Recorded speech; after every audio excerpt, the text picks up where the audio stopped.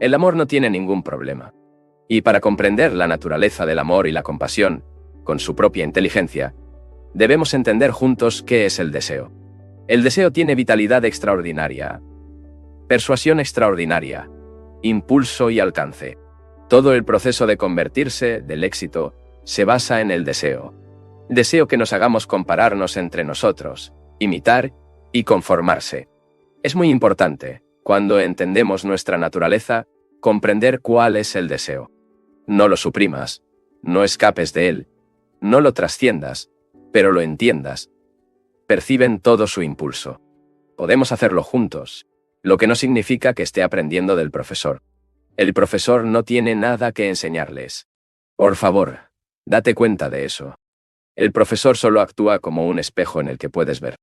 Entonces, cuando vienes claramente, puedes descartar el espejo. No tendrá más importancia e incluso puedes romperlo. Comprender el deseo requiere atención y gravedad. Es un problema muy complejo entender por qué los seres humanos vivían de esta extraordinaria energía del deseo, así como de la energía del pensamiento. ¿Cuál es la relación entre pensamiento y deseo? ¿Cuál es la relación entre el deseo y la voluntad? Vivimos mucho para tu voluntad.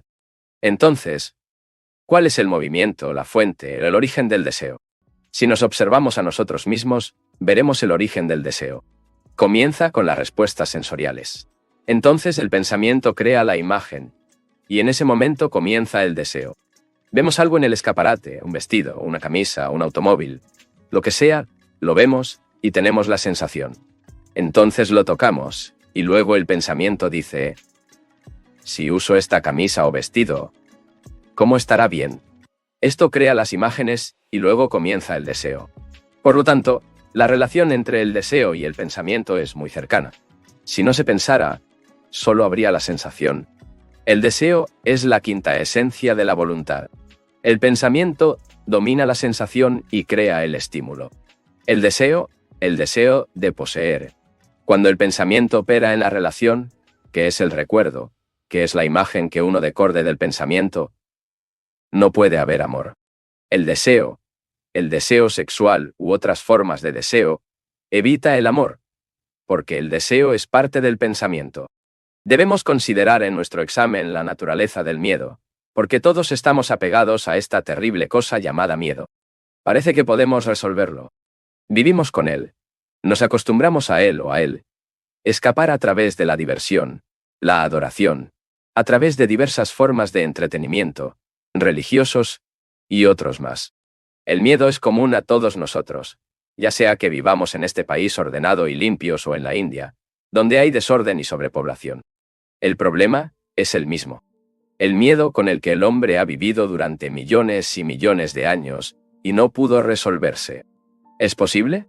Estamos haciendo esta pregunta en serio. ¿Es posible estar totalmente, completamente libre de miedo? No solo las formas físicas de miedo, sino mucho más sutil de miedo interno. Miedos conscientes y temores profundos y descubiertos, que nunca supimos que existen. El problema de estos miedos no significa análisis. Es hora de buscar al analista cuando tenga algún problema. Pero el analista es como tú y yo. Solo tiene una cierta técnica. El análisis implica la existencia de un analista. ¿Es el analista diferente de lo que analiza? ¿O el analista es analizado? El analista es el analizado. Este es un hecho obvio. Si me estoy analizando a mí mismo, ¿quién es el analista de mí quien dice, debería analizar? ¿Sigue siendo el analista quien se separa del análisis y luego examina lo que debe analizarse? Por lo tanto, el analista es lo que está analizando. Son lo mismo. Separarlos es un truco que el pensamiento nos predica.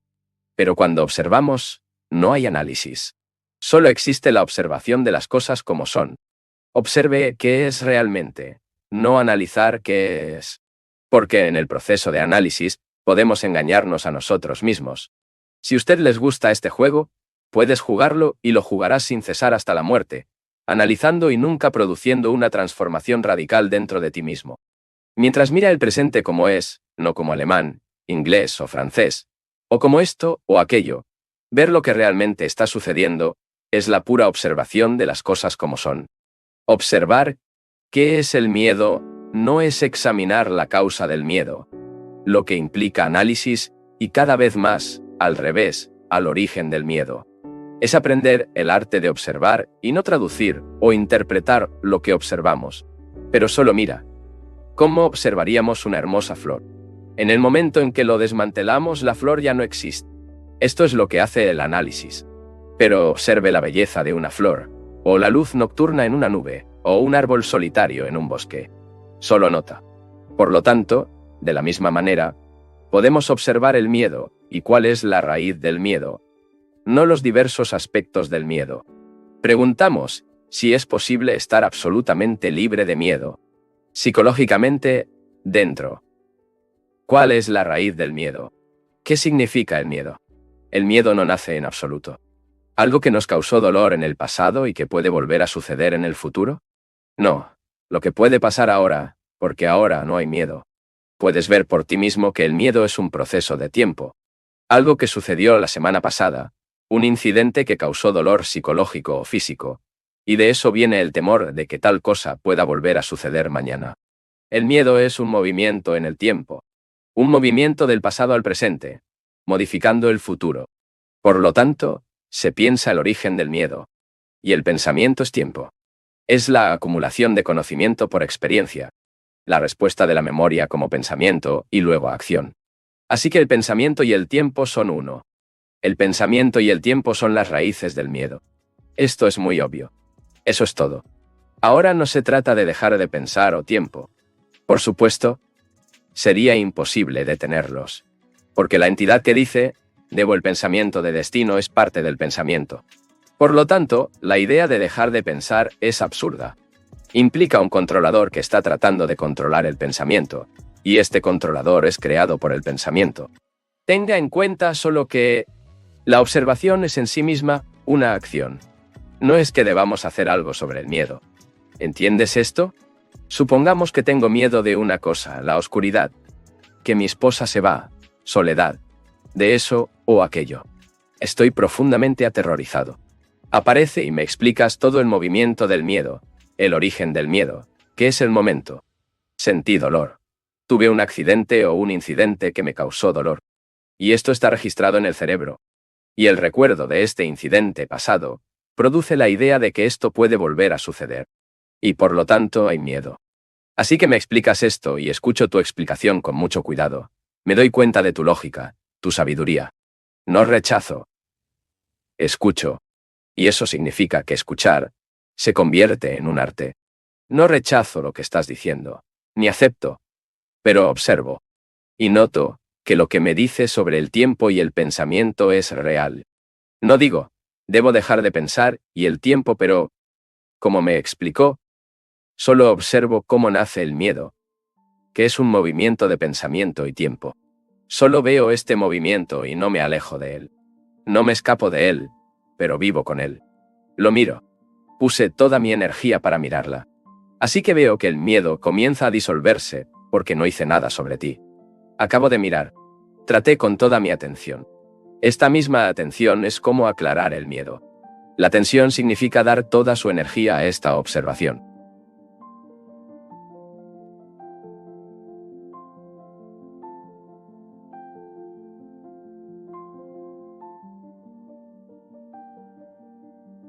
¿Por qué el hombre persigue el placer?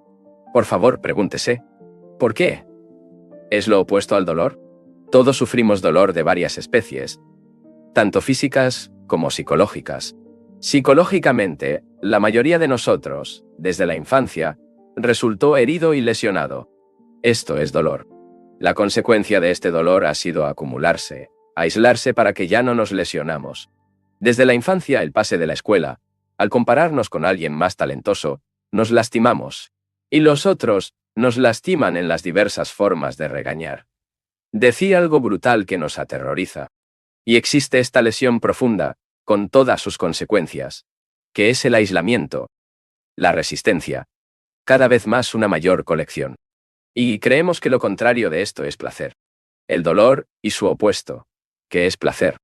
¿La bondad es lo contrario de lo que no es bueno? Si la bondad es lo contrario, entonces la bondad contiene su propio opuesto. Entonces, no es bueno. La bondad es totalmente aparte de lo que no es amabilidad. Entonces, ¿será el placer de algo opuesto al dolor? ¿Es un contraste? Siempre estamos persiguiendo el contraste, o contrario. Y entonces, preguntamos, ¿o el placer está contaminado por el dolor? Cuando miramos el placer con cuidado, siempre es un recuerdo, ¿no? Nunca decimos, cuando estamos felices, ¡qué feliz estoy yo! Siempre es después. Es el recuerdo de lo que nos ha dado placer. Como una hermosa puesta de sol. El esplendor de un anochecer. Lleno de esa luz extraordinaria que nos proporcionó gran deleite. Entonces esto se recuerda y el placer nace. Por lo tanto, el placer también es parte del pensamiento. Esto es obvio. Para comprender la relación, el miedo, el placer y el dolor, es dar orden a nuestro hogar. Sin orden, probablemente no podremos meditar. Ahora el profesor deja la meditación para el final de la conferencia, porque no hay posibilidad de una meditación correcta si no ha puesto en orden su hogar psicológico. Si la casa psicológica está desordenada, si lo que eres está en desorden, ¿qué interesa la meditación? Es solo un escape. Esto conduce a todas las especies de ilusiones. Puedes sentarte en las piernas cruzadas o dirigirte a la espalda al resto de tus vidas. Pero esto no es meditación. La meditación debe comenzar produciendo un orden completo en sus hogares, orden en sus relaciones, orden en sus deseos, placeres, etc. Una de las causas del desorden en nuestras vidas es el arrepentimiento. Este es un factor común, una condición común a todos los seres humanos. Todos pasan por esta tragedia de dolor. Nuevamente, esto es algo común que todos compartimos. No solo existe el dolor personal llamado, sino que existe el arrepentimiento de la humanidad, los pesos que produjeron las guerras. 5000 años de registros históricos, y cada año había guerra, muerte, violencia, terror, brutalidad, mutilación de personas, personas que no tienen manos, ojos. Tú los horrores y la brutalidad de las guerras que produjeron una miseria incalculable para la humanidad. No es solo nuestro propio dolor, sino el arrepentimiento de la humanidad. El arrepentimiento de ver a un hombre que no tiene nada, solo un pedazo de tela, y que permanecerá por el resto de su vida. No tanto en estos países occidentales, pero en el mundo asiático es así. Y cuando vemos a esta persona, hay arrepentimiento. También hay dolor cuando las personas se engañan, yendo de un gurú a otro, huyendo de sí mismas. Es un arrepentimiento observar esto. Las personas inteligentes van al este, escriben libros sobre él, descubriendo algunos gurú.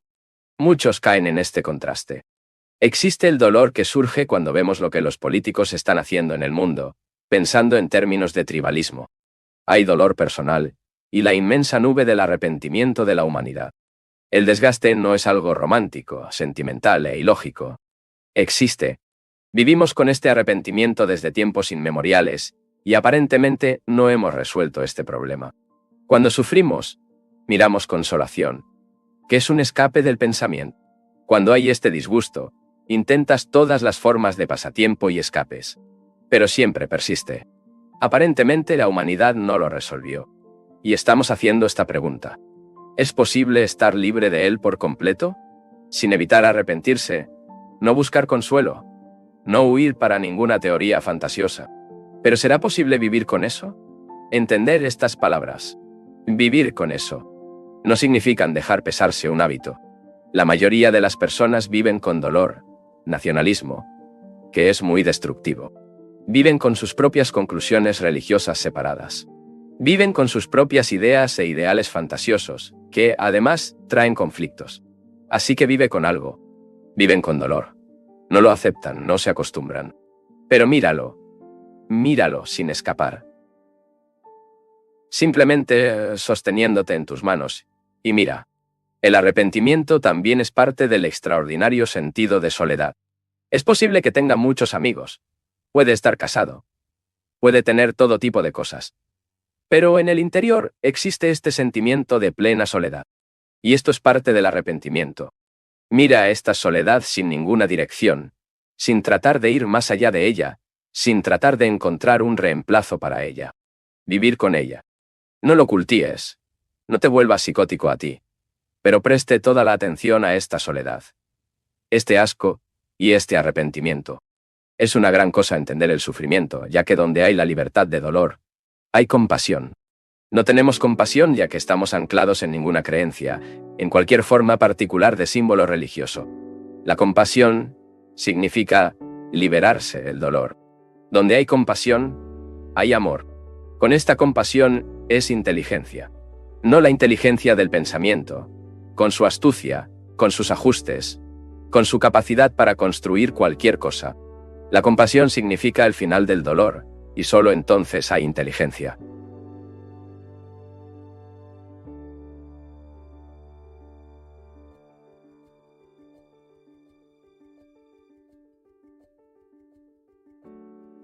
Somos como dos amigos sentados en el parque en un día agradable, hablando de la vida, nuestros problemas, investigando la naturaleza misma de nuestra existencia, y preguntándonos en serio, ¿por qué la vida se ha convertido en un problema? Porque, aunque intelectualmente somos muy sofisticados, nuestra vida diaria es tan tediosa, sin ningún sentido, excepto la supervivencia, lo cual, además, es algo dudoso. ¿Por qué la vida, la existencia diaria se convirtió en esta tortura? Podemos ir a la iglesia, seguir a algún líder, político o religioso, pero la vida diaria siempre es una perturbación. Aunque ciertos periodos son ocasionalmente felices y felices, siempre hay una nube oscura en nuestras vidas. Y estos dos amigos, como somos usted y el profesor, están discutiendo juntos de manera amigable, tal vez cariñosamente, con cuidado, con preocupación, si es posible vivir nuestra vida cotidiana sin un solo problema. Aunque estamos muy instruidos, tenemos ciertas carreras y las especializaciones, sin embargo, tienen estas luchas, dolor y sufrimiento no resueltos, y a veces, la alegría y la sensación de no ser totalmente egoístas. Por lo tanto, abordemos este tema de por qué los seres humanos vivimos mientras vivimos. Ir a la oficina de 9 a 5 o 6 en punto, durante 50 años, y siempre con el cerebro, la mente, constantemente ocupada. Nunca hay una quietud, nunca hay paz, pero siempre esta ocupación con una cosa u otra. Y tal es nuestra vida diaria, monótona, algo solitaria, una vida insuficiente, y tratamos de escapar de él a través de la religión, las diversas formas de entretenimiento. Al final del día, todavía estamos donde hemos estado durante miles y miles de años. Parece que hemos cambiado muy poco psicológica e internamente. ¿Nuestros problemas? Aumentan y siempre existe el miedo a la vejez, a la enfermedad, a un accidente que nos extingue. Esta es nuestra existencia desde la infancia hasta la muerte. Ya sea voluntario o involuntariamente, moriremos. Parece que no pudimos resolver este problema, el problema de la muerte. Cuando envejecemos, especialmente recordamos todas las cosas que sucedieron. Momentos de placer, momentos de dolor y lágrimas. Sin embargo, siempre hay esta cosa desconocida, llamada muerte, de la cual la mayoría de nosotros tenemos miedo. Y como dos amigos, sentados en el banco de un parque, no en este salón con toda esta iluminación que es un poco fea, sino sentada a la luz, el sol penetrando a través de las hojas, los patos en el agua del canal y la belleza de la tierra. Discutamos esto juntos. Discutamos juntos como dos amigos que han tenido una vida larga y seria, con todos sus problemas. Los problemas del sexo, la soledad, la desesperación, la ansiedad, la incertidumbre, una sensación de sinsentido, y después siempre la muerte. Mientras hablamos de su muerte, nos acercamos intelectualmente. Es decir, lo racionalizamos. Decimos ella es inevitable, que no lo temamos, o lo escaparan a través de alguna forma de creencia en la vida, después de la muerte, la reencarnación, o si está altamente intelectualizado, diciéndole que la muerte es el final de todas las cosas. Desde nuestra existencia, nuestras experiencias, de nuestros recuerdos, ya sean tiernos, agradables o abundantes. También es el final del dolor y el sufrimiento. ¿Qué significa todo esto? Esta vida que es en realidad, si lo examinamos con mucho cuidado sin sentido. Podemos intelectualmente, verbalmente, construir un significado para la vida. Pero la forma en que vivimos tiene muy poco sentido. Vivir y morir es todo lo que sabemos. Todo es teoría y especulación. la búsqueda sin sentido de una creencia en la que encontramos algún tipo de seguridad y esperanza. Tenemos los ideales proyectados por los pensamientos y la lucha para alcanzarlos. Esta es nuestra vida. Incluso cuando somos muy jóvenes, llenos de vitalidad y energía, con la sensación de que podemos hacer casi todo. Pero sobre la juventud, la mediana edad y la vejez, este tema de la muerte siempre es siempre. No somos solo, si es posible hacer esta observación, escuchar una serie de palabras, algunas ideas, sino que, por el contrario, estamos juntos. Quiero decir, juntos, investigando todo este problema de vivir y morir. Y lo haces con tu corazón, con toda tu mente. O parcialmente, superficialmente, y por lo tanto, con muy poco sentido.